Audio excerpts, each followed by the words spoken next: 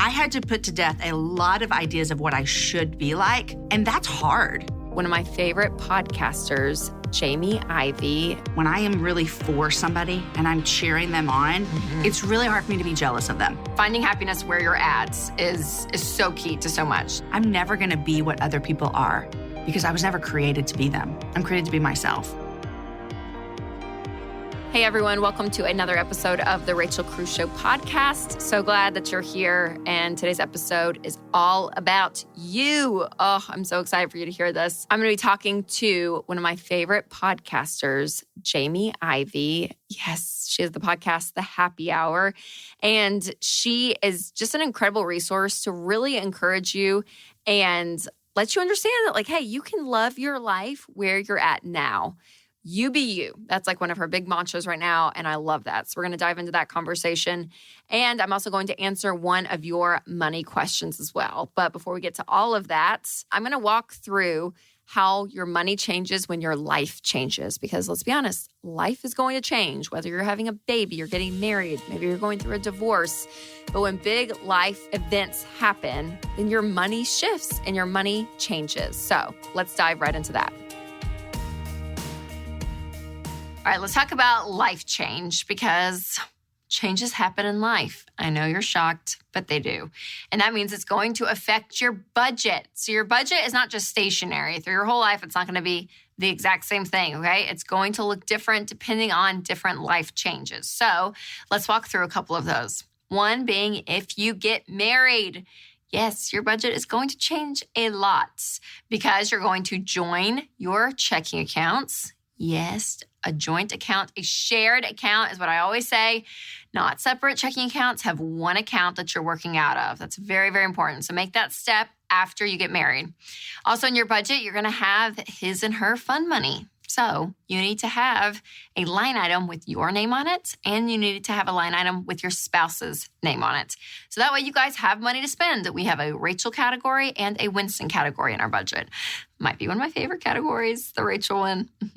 But it's that opportunity to say, hey, here's some money that we both agree on the amount, and you can go and spend it. Like, let this kind of be your thing, whatever you want to do. So mine's usually like hair products off of Amazon or a new shirt if something is on sale, right? Like I'll go and like figure out things that I want to buy that month and I go buy them out of the Rachel category. So you need that because one reason a lot of people don't like the joint checking account ideas, they're like, you're going to lose all your identity. If I don't have my money, how will I know what to spend on my stuff? This is my work and my money. Listen, this gives you a little bit of that freedom to say, yeah, you can still be your individual person 100% and have some money to go spend throughout the month. Something else in the budget that's going to change when you get married is that you need term life insurance, okay? If someone is dependent upon your income, you need life insurance. This is so, so important. It's also important to use Xander insurance, okay? Winston and I, we use them. They are the best out there. And I love them because usually when you go to one insurance company and you ask for like, hey, give me your life insurance policy, give me term life rate, they give you one rate. And that's it. It's their rate. Xander, no, they shop tons of different companies out there and they give you the best rate possible. And it's so easy. If you go to Xander.com, there it is. It's so, so simple, I promise. And when you're doing life insurance, remember you need 10 to 12 times your annual income. This is going to be the best bet possible that if something happens to you, you know you're covered. And I always hate talking about term life insurance when it feels like very morbid, but it doesn't have to feel morbid. Because when Winston and I, when we got it, we actually upped ours just a little while ago because we have lots of kids now. So we're like, we probably need to up our life insurance. And when we did, I just feel it just kind of gives you like this extra blanket of security of like, you know what? If something were to happen to Winston, we're going to be okay. If something were to happen to me, they're going to be okay. Not emotionally for a long time, but financially, they will be. And the fact that that's taken care of, it gives me such peace of mind. So make sure to go to Xander.com to look at the rates today. All right, another life change that could happen is you have a baby. Yes, man, babies change everything. Is that a song? I feel like it should be because it's true. It's insane. They also change your budget. So there's going to be things that you are going to be buying that, well, you got to buy. So things like diapers. Some of you out there, you do cloth diapers, and that's great. Good for you. I don't. So diapers, just, they're expensive. So if you want to save money, you want to go cloth diaper route, you're welcome to. That's great. But diapers are expensive. Like I just had to go buy Charles. He's in size 5 now. And like this massive box of Pampers. And it was like $64. And I was like, oh my gosh, it's so crazy. That's so crazy. So it gets expensive. If you're doing formula, it gets expensive. And then you talk about who's going to take care of the baby. If you're going back to work, childcare. I mean, it costs a lot of money. So you're going to put that in the budget.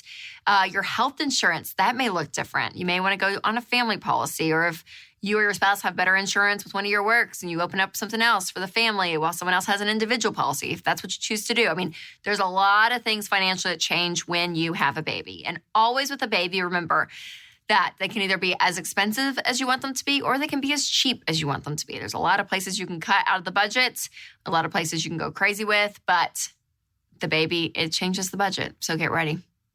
Also, a divorce. So this is a really tough one. When you're ever going through something really hard in life, you guys, meaning like a divorce, maybe a death in your family, a spouse or something, always know not to make major financial decisions in the first 12 months. So if you're getting divorced, whatever you can do not to make big financial life decisions is going to be really crucial. Again, just wait about a year, because there's going to be a lot of grief, a lot of sadness, a lot of pain, a lot of things to work through. And sometimes you can make some poor financial decisions when you're under that kind of stress or grief. And so just giving yourself time to heal.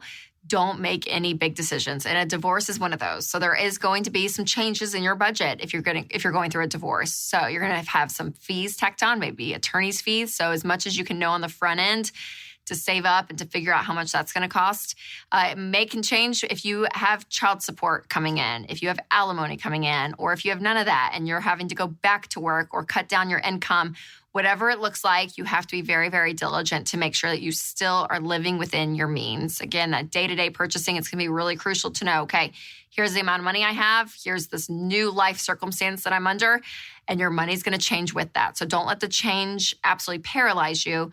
You're going to have to make some small decisions day in and day out to help with your financial situation. But again, no major financial decisions need to be made in those first 12 months. Another category of change is death. And this happens whether it's you passing away or someone that you love passing away. Now, if you are the one that is responsible for looking at the will, looking at their wishes, planning the funeral, this can take a long time, you guys. I mean, there's so many details out there when someone does pass and you're having to gather so much information. So something you can do for your family to make it easier if something happens to you is just to have a place in the house where everything is. So like Winston and I, we have like one file cabinet you pull out and everything is there. I mean, like all the important papers, everything we need to know, it's right there. And I think that that's really crucial. If you can do that for your family, that's going to help them so much if something happens to you. But again, if you're the one that's having to find all of that, whether it's one of your parents have passed away, or again, a spouse, it takes a lot of effort, a lot of work. So get as many people behind you as possible. And again, just like I said with the divorce, don't make any big life decisions financially in that first year. Have time to process, have time to grieve, have time to heal, because it's a big life change. It really is. And it's really, really hard. But this will give you a little bit more peace to know that you're not making any unwise decisions with your money. All right, guys, we covered a lot there, but when life changes, your budget and your finances are going to change. So as intentional as you can be, the better off your financial world's going to look. So again, budgeting, it's telling your money where to go. I love a budget. No matter where you are in life, it's really going to be a tool to help you gain control of your money. So again, you guys, life change is going to happen, and money isn't the only thing that impacts your life during change. Your emotions are impacted as well, which can lead to comparison. And that's why I'm so excited for you to hear my conversation with Jamie Ivey on how to love your life right now, right where you're at. So take a listen. Hey, you guys, I'm so excited because Jamie Ivey is here. Hi, Rachel. Jamie, thanks for being here. So glad to be here. Okay, so if you're not familiar with her, you're probably like living under a rock, because her podcast, it's like always in the top, 1, 2 slots? You're nice. Thank you. It's always there. And Thank you always you so have much. Great guests and Thank all you. of it. I enjoy it. Okay, so you're in Texas. Yes. Yeah. Austin. Yes. With babies. Well, they're not babies. They're not kids. babies. I say babies. I mean, they're still your babies. They're big. My son is about to get his driver's license. So that's where we are. So I have 16, 15, 14, 12. So New crazy. world. You're going to love it. I think so, because they can like dress themselves. They can dress themselves. They can feed themselves. Yes. They can put themselves to bed. They can survive without you, basically. That's a good feeling. That's a good feeling for yeah. sure. But you have such, I think through your podcast and through all the content you do, you just always bring such light to things in our world. And so one of the things that I love is that you talk about creating a life that you love where you are. Yeah. So tell me a little bit about your story, kind of how you got there. Yeah, I think that I've experienced what a lot of people have experienced as especially a woman who's married and a woman who has children. So if you're one of those, then you might understand what I'm about to say. There were the seasons in my life where I was at home with kids, and I remember just thinking like, is this it? Like, is this what I'm going to be doing? And the truth of the matter is, yes, that was it. And it took me a while to truly believe that that was it, and it mattered, and it was still good. And so I had to learn that the hard way. A lot of tears, a lot of wishing for someone else's life instead of looking at the life that God had me in right at that moment. And every, if you want to say season, has been different. When I was not married and working, when I was working after marriage, everything's been different.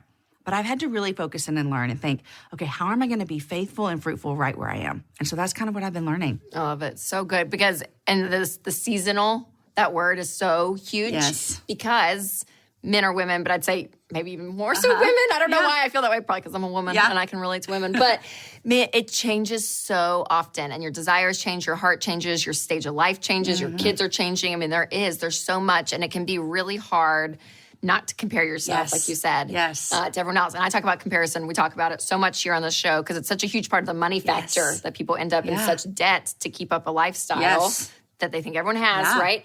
But the heart issue is huge. So you talk a lot about that as well, and not to play that comparison game. Yeah, and I think, sorry to interrupt you, I think the comparison too is when we're comparing each other's quote-unquote seasons like we're going to use, but they don't look different. I mean, if we're going to just talk about seasons in general, fall in Texas looks a little different than fall in the Northeast. You know what I mean? And so same season, same time of year, very different atmosphere. And so I think the trouble also comes when you're looking at someone who either you think you're supposed to be in that season or life is supposed to look like that and it doesn't, then you start to think, there must be something wrong with me. And then you start to compare.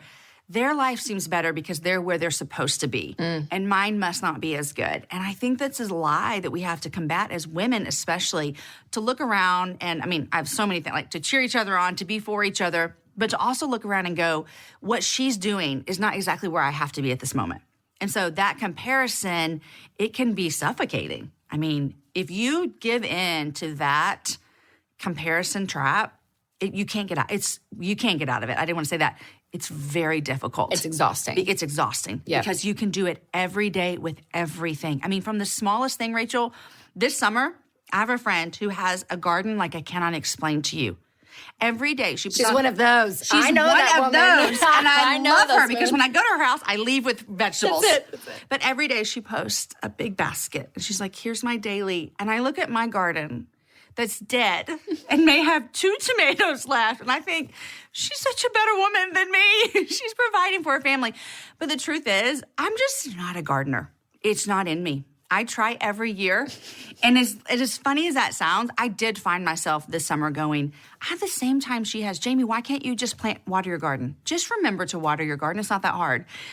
But it's just, that's a passion that she has that I don't have. So if I'm going to compare myself to her, I'm never going to live up to that. Because I'm not ever going to have a basket full of vegetables unless I buy them from Whole Foods. Right. And that's where I get my vegetables. And yours is Whole Foods, even better than where I probably shop. So, but that is, there's so much truth in that because it is so exhausting. 'Cause I've done it. Yeah, me too. And you see someone else doing something, you're like, oh man, like look at their gifting. And then when you try to do that, you're like, that's not how God created me. Right. He did not create me like that. Yes. And thank God, right? Like, and that's when I feel like you have to almost be selfish in a healthy way of looking at yourself to be like, okay, what are the gifts?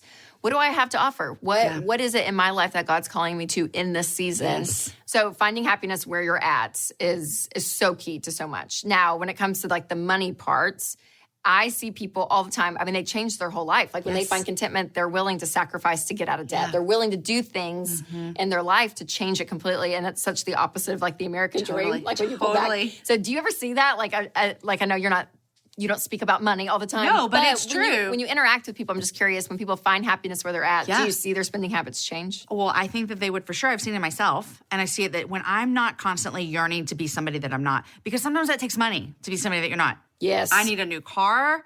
I need new clothes. I need all of these things because that's what she's doing. So I need that. So I found that when I'm more content with who I am and how God's gifted me, that I'm like, I don't have to have that to be successful, even though she has it. And the truth is, I don't even know how she has it. Maybe she makes a lot of money. You know what I mean? Oh, yes. And Amen. so that's fine if she has it. So it's this line of like, I don't care if you have that. But if I'm desiring that just so I can be like you, I think that really affects our money. And so not doing that is going to help you save more money. Yes, and that's like the difference between, I heard, jealousy and envy. Yeah. Is jealousy is like, oh, I want what you have. Envy is, I want what you have and I don't want you to have it. So that hurts me. That envious spirit is like, it's a good checkpoint to think through when you see people having stuff. Yeah. And you don't have the bandwidth or the emotional bandwidth to do that when you're constantly looking at others. And okay, that's so funny. Yours is gardening. Mine is like crafts and stuff. I was just talking to someone right before we started shooting, and we were like, because Amelia's in kindergarten now, and so one of my friends, she has a little boy in second grade, and they're talking about homework and all of this and all the crafts he's having to do now. And I was like, oh no, I already felt myself being like, I'm the least creative person you've ever met in your entire life. And I was like, that's like giving me hives, thinking, I know Amelia's going to walk in one day at elementary school and her solar system project is going to look like we found trash off the street and it's planets. And put them on a hanger. I don't even know what it's going to look like because I'm not going to be good at that. And I know that it's going to be people. So I'm like, any stage of life you're in. Yes. It's so huge. I have a friend that's kind of like that. She's very crafty and she's also very thoughtful. And so every year when our kids were little and they would take gifts to their teachers, I'm talking, it had a personalized note with a mug and some homemade cocoa and like the cutest little card. And she would send me pictures of it. And I'd send her a picture of like the Starbucks card that I bought. Yes. But here's what I think is so cool is that I think that's an amazing gift of hers. And I don't have it. And I can't pretend like I have it because when I try to do that, I'm so stressed out. Because I can't come up with a rhyme. I can't make the cocoa. I cannot do it. And it stresses me out. But she loves to do it.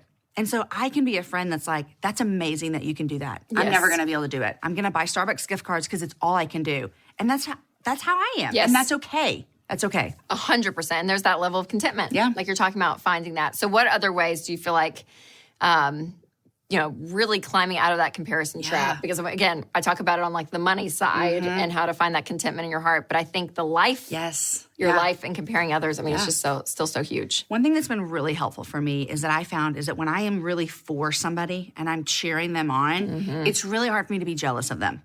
And I mean like genuine cheering them on. So I have a friend right now who's struggling because she's not married, okay?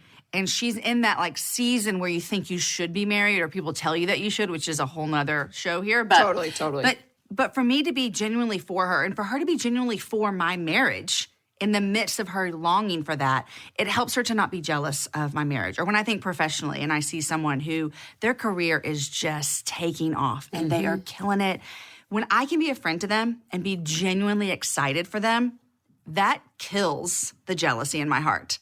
Because I cannot be for someone, cheering for them, and want their life and be jealous for them at the same time. They can't coexist. Yes. And so for me, that has been this kind of lifelong goal of I'm going to be for people. I'm going to be a cheerleader.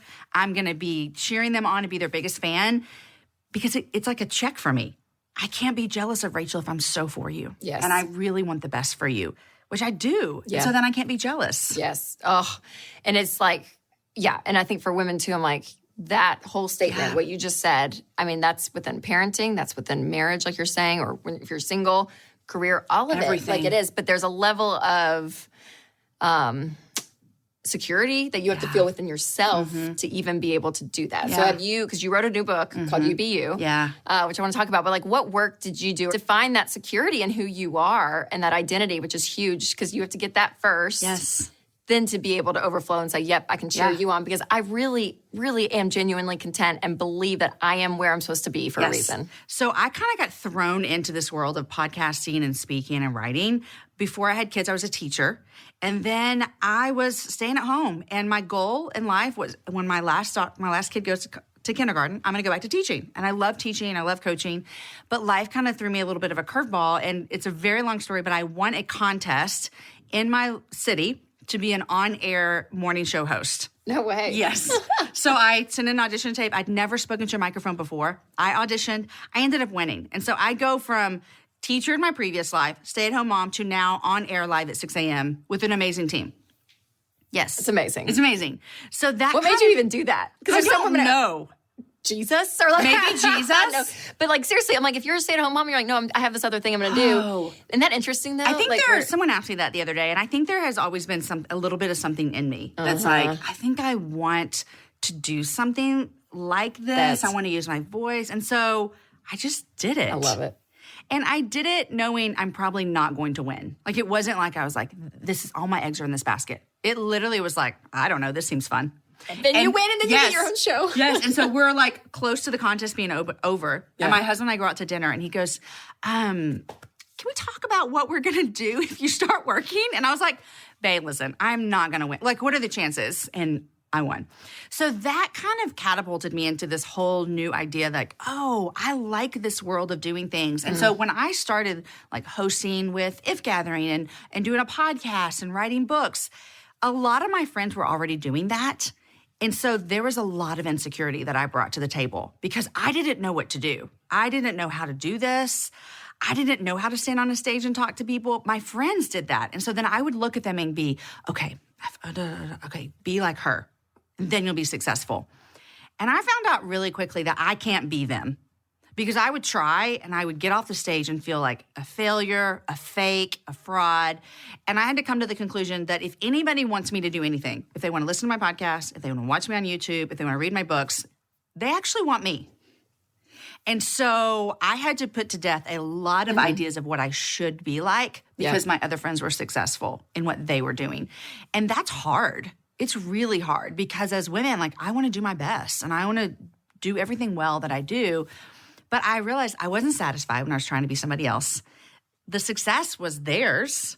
And so I had to figure out, I want to own my own voice and use my own gifts and my own talents. And I'm never going to be what other people are because I was never created to be them. I'm created to be myself. And so that concept and idea, I wish that happened overnight, but that was a battle over years of me trying to figure out, what is my voice? Where can I use it to be the best? And you know what, Rachel? Like, I look back and I didn't get a voice when I started having a public platform.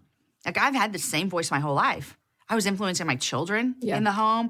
I used to teach 5th grade Sunday school. I was influencing those. I was a teacher. I volunteered at the county jail. So voices don't just happen for people on stages or people with microphones. That's right. Yep. Everybody has a voice and has influence right where they are. And I think the sooner we can figure that out, the sooner we can really trust God and be satisfied with where He's put us.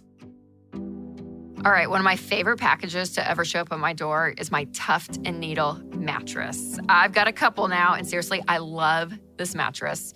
You guys know exactly how it is. When you're juggling the demands of mom and wife and work and friend and so many other things, good sleep is a must, and I've never slept better. Tuft and Needle is the best-rated mattress on Amazon with over 100,000 5-star reviews, so try it out. You can get a mattress starting as low as $3.99. Plus, it ships free, and you can keep it up to 100 nights risk-free. So if I'm wrong, just send it back. Go to tn.com to get started. That's tn.com. That is such truth because I've even said just recently, probably over like the last 2 years, I've realized just within my work, right? And I think this is a unique place to be for me too, right? For years starting this, I was like, okay, what do people want? Because they expect Dave Ramsey. Yes. As my dad, right? And I'm like, so you kind of craft and figure out, okay, well, he does this and this. Yeah. And then over time, I'm like, no, I'm not a bald 60-year-old man. Not Dave that Ramsey. is not me. That is not my personality. Yeah. Like, there's parts of him that are great. I love it. Yeah. But that's no. Yeah. So, like, it was weird comparing myself to a your dad. man. And your dad. Which is bizarre. Yes. But then going through that journey, and it's a journey. And then realizing, it probably hit me about 2 or 3 years ago where I was like, I leave work energized. Because I realized I don't have to work to be someone else. Yeah. And there is such life in that. And like you're saying, it's not that you have to do that, if you have a camera in your face all the time. But if you live your life, even as a stay-at-home mom, when you go to play dates with kids, if you're leaving there exhausted because you're trying to be someone else, like, it's not good for them. Oh, no. And it's not good for you. No. So UBU is so... I'll give you a practical example. You know when people, they have meal calendars, like they have a baby or whatever? Yes. I used to always sign up for them because here's what I thought. I am a woman. I don't know why that made me think I need to sign up for it. I'm a Christian, so maybe I should serve people. My husband's a pastor. Like, so I'd be like, okay, I'll bring a meal. I would be anxious because I don't cook. Jane, we're the same person. I give gift cards to women. I'm like, you go get you some delivery dudes. You take out whatever you want. I'll pay for it. I don't cook, but I would sign up and then I would be in the kitchen and my husband would come home and he's the one that cooks. And so he'd come home and be like, what are you doing? I'm like, I had a baby. I'm taking them a meal. And he's like, what are you doing? I'm like, I don't know. Can you please help me? And then he's mad because he's now having to cook meal for somebody else. I'm anxious. And then I show up at their house with this meal that no one should eat. And I am a wreck. And so I had to learn, literally, I will never be that woman at your church who brings your homemade meal. It's just not what I do. There's other things I can do. I can send you a gift card.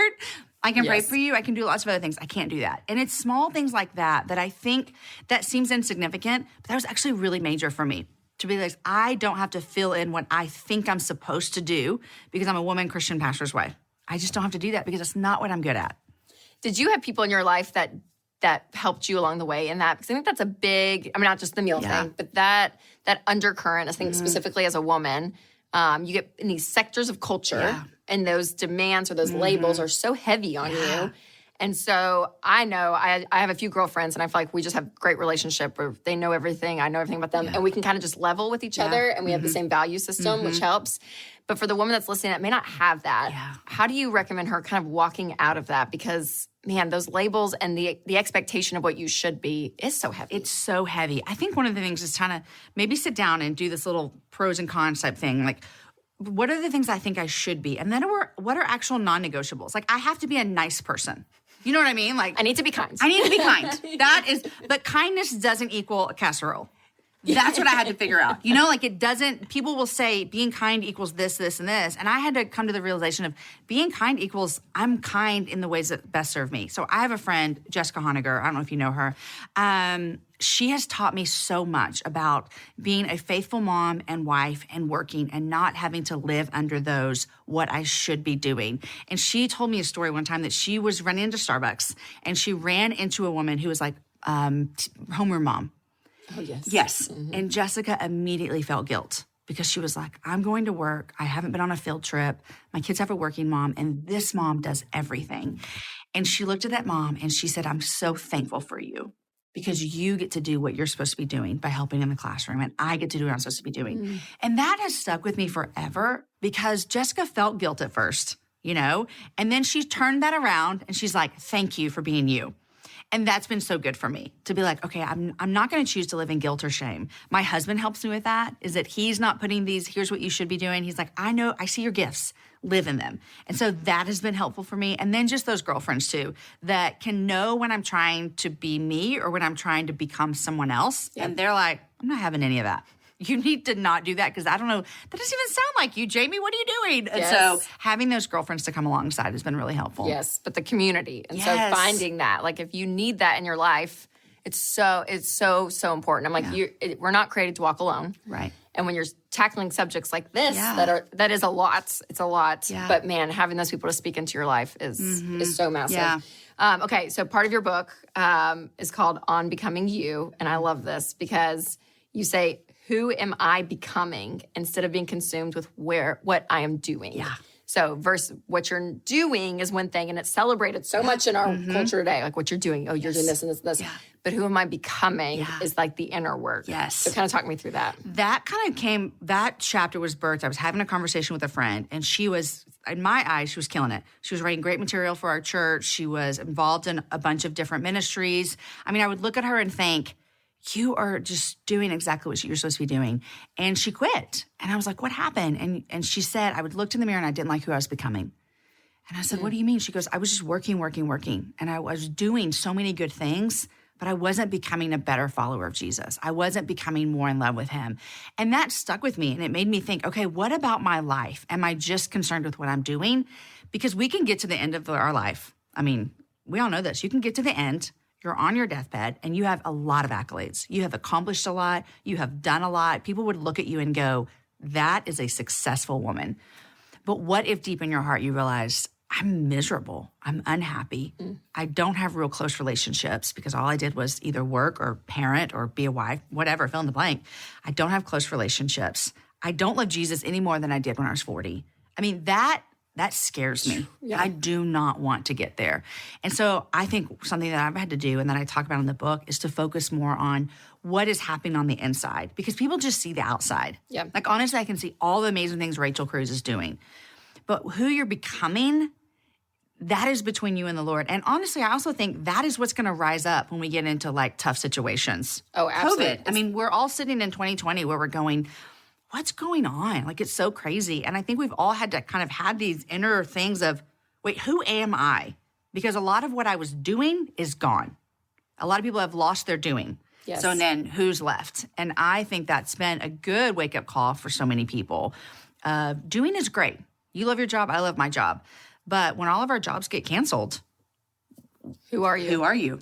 Yes. Amen, sister. And so I'm learning. Yes. I'm fighting that because that's hard. Mm-hmm. It's really hard. And your identity, and again, we're in unique careers because it's public facing, right. But that identity can be in everything. Any room mom, right? I mean, like, seriously, like, and that's a healthy checkpoint. It is. And it is. And like, it's like, man, there's such power in the character and what is going on in you. So I see that with moms a lot with parenting, is they will devote, 18 to 25 years to these people.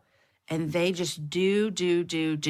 And listen, I love being a mom. 4 kids. Yes. Parenting is one of like God's greatest gifts to me. But when they all leave, and in most homes they will, there are different situations, but when they all leave, who am I? Like, what have I become? Because if I'm just Caden, Amos, Deacon, and Story's mom, well, they're going to go on. And they're going to have families. And they might not come home for Thanksgiving because they go someplace else. Yes. What does that leave me? And that is just like a really practical example of I have to be more than just that and doing that, or else I'm going to have a really hard wake-up call in about 6 years. And I think our generation, I was talking to my counselor about this just 2 weeks ago, actually. I feel like I'm like a little bit on the cusp. We're on the cusp of the generation that I feel like our gifts outside the home are celebrated in a great way. And then, and there are, and again, that is, we have gifts all over the place. Yes. And I'm kind of in a season, honestly, where I'm like, I desire to be home more. Yeah. Because I have 3 babies at home, all of that. So I almost have shifted the other way a little bit. But I'm so thankful that we are, because I look at my mom's generation and I've talked to some of her friends and even her, and like, yeah, and that was it, right? Yeah. And so if you are in the younger generation, if you will, I don't know, there's a beauty and a freedom to explore that. And so, like, that's what I would encourage you to do is if you have that in you, like, go explore it. Yeah, ask questions, test out, sign up to be a radio host at 6 a.m. Yeah. Like, to kind of figure it out. Or on the flip side, if your desire, which again, I can relate to this now more than ever in my life, is just to be home with babies. Yeah. Like, I'm like, oh, I get that too. Like, I do, and that's it. But that desire is what you want to listen to because it's God-given. When I won that job at the radio station, I thought this is the start of my career. Like, I found something I really love. I am going to be a host at a radio station for the rest of my life. It was so much fun, Rachel. But our family, we have 3 kids through adoption, and my last one had only been home 1 year. And so then when I started working, everything kind of fell apart at home. So 4 months in, I had to make the hardest decision, and I had to come back home. And so that, to me, was this example of, okay, you can keep doing, and you can succeed, and you can work your way up here. But who are you going to be becoming, and who are your kids going to be becoming? And so I have been on both sides of that of I need to go home. I need to go home. And now it looks a little different where I'm like, I'm kind of going out more. Yes. But I understand that pull, and you're so right. You have to listen because it's not the same for everybody. But you got to know, what does your family need? What do you need? And then you got to fight that tension and figure it out. And it's worth it. It's worth the fight for everybody. Right. Absolutely. Even if it's uncomfortable and scary, if it's uncomfortable. Push in. Yeah. You be you. You be you. Right, Jamie? Yes. Okay, your new book. Yes. You Be You. I love the title. Thank you. I read that, I was like, yes, it's so good. Thank you. Okay, where can people pick it up? Anywhere you buy books. JamieIvey.com is my webpage. You can find everything there. And I hang it on Instagram a lot, so I like Instagram. I do too, But you can get it wherever you get books. Yeah, and your podcast? Podcast, The Happy Hour with Jamie Ivey. Super fun. I'm glad you listened. I do. I love it. It's so fun. I love it so much. Such a great podcast. Well, you're doing incredible work. Thank you. Jamie, thanks for being here. Thank you. And I'm so excited for the new book. Thanks, Rachel. Can't wait. Being a parent is hard today, especially when screens are everywhere, and you want to feel good about what your kids are watching without worry. That's why my family loves Minnow. It's a new streaming service created just for kids. With over 2,000 hand-picked episodes that's rooted in a Christian perspective, Minnow helps your child learn about Jesus, the Bible, and all the amazing things that God has created. So feel more comfortable about your media choices that you're making and start watching Minnow today. Download the Minnow app or visit gominnow.com. That's GOMINNO.com to get your free trial. Oh, isn't she just wonderful? Gosh, Jamie Ivey. Oh, I'm glad you got to hear that conversation. And it's always fun to have guests on because when they're just as wonderful, when the cameras are not rolling, makes you love them even more. And that was Jamie. She's just wonderful all around. All right, again, we've been talking a lot about life change in this episode and not just how it affects your money, but your life as well. And so this question came from my Facebook community, and Samantha asks, we're in the middle of baby step 2 and we want to start a family within the next year. We hope to be done with baby step 2 by then. Any tips or tricks or ideas on financial goals to set to help ease the financial hit that comes with having a baby? Looking and mentally calculating the cost of even formula, diapers, and basic baby supplies. Whew, Samantha, girl, that is a life transition. Having a baby, so fun. Starting a family is so great. And so what you want to do, though, financially is to be wise about it. Now, Samantha, you sound like you're on a roll with the baby steps. So proud of you guys. But if you get pregnant, when you get pregnant, pause. Pause baby step 2 when that happens and just start stockpiling money. So if that happens before you're at a baby step 2, again, pause that. Now, if you complete baby step 2 and you're not pregnant yet, then what I would do is, start on to baby step 3 because that's going to be your fully funded emergency fund. And that way you'll have some cash in the bank when the baby comes. Now, when it comes to the cost of a baby, well, gosh, it just varies so much. I mean, like your first baby, you're probably going to spend more money on. Let's be honest, parents, right? I mean, you just go crazy. I became like a personal shopper for this like tiny human because I was obsessed with all the baby clothes. I had a girl and she had little headbands. I mean, it was like the whole dang thing. Sweet Caroline, our middle. I mean, I give myself like a 5.5. I'll give myself a 6. I'll round up. I was a 6 out of 10 on the personal shopping scale. I bought some stuff, but really it was hand-me-downs and I wasn't just as concerned. And then you get to the third kid, poor Charles. As long as he has a diaper on, I feel like I'm winning in life. So I care nothing about any of that anymore. Half the stuff he uses is pink because I'm like, you're going to be fine. Like, gosh, it's just crazy how your mentality shifts so much between the number of kids. But that first one, yeah, you naturally probably are going to spend more just out of the excitement. So what you want to do, though, is look at those basic needs. And I love that you said that already, whether it's diapers, formula, all of it. And you really could just go on Amazon or Target, Walmart, like wherever you buy stuff and just say, okay, I'm going to just price out how many diapers we're going to need in a month, how much formula we're going to buy in a month. And you can go and figure that out, kind of calculate it, and at least get a guesstimate of, okay, this is how much it's going to cost to spend on the baby per month, and give yourself a little bit of grace, especially the first few months, because you really won't know until everything is happening and life is going. So I would say that. I would say, go on Craigslist, buy some used stuff. You could invest into some nice baby items that you choose, but you do not have to go crazy with it. And I think a lot of people do. And if you're like me and you do go a little crazy, you look back and you're like, oh my gosh, that was insane. Why did I do that? Why did I spend all that money? But it is a fun time, and what an exciting life change for you guys. Well, thank you guys so much for listening to this episode of the podcast. I love talking to you guys and just giving you the tools to help you in your everyday life. And let's be honest, things change in life all the time. It's like the one thing we can count on is change. So I just want you to be as prepared as you can be, especially when it comes to your money. If you have not subscribed to this podcast, make sure you do that. And if the Spirit leads, you can leave a review. And as always, make sure you take control of your money and create a life you love. If you guys enjoyed this podcast, we have more from the Ramsey Network, like The Chris Hogan Show. I am so excited to be able to talk to you all week in and week out. We're going to talk about your money, your life, your dreams, and your goals. You know why? Because I'm your coach. Whether we're talking about building wealth, paying off your home early, investing, paying for college, and guess what? how to become an everyday millionaire. We're going to focus on taking your calls because you matter to me. Together, we can do this. This is The Chris Hogan Show. To hear full episodes, just search Chris Hogan wherever you listen to podcasts or go to chrishogan360.com.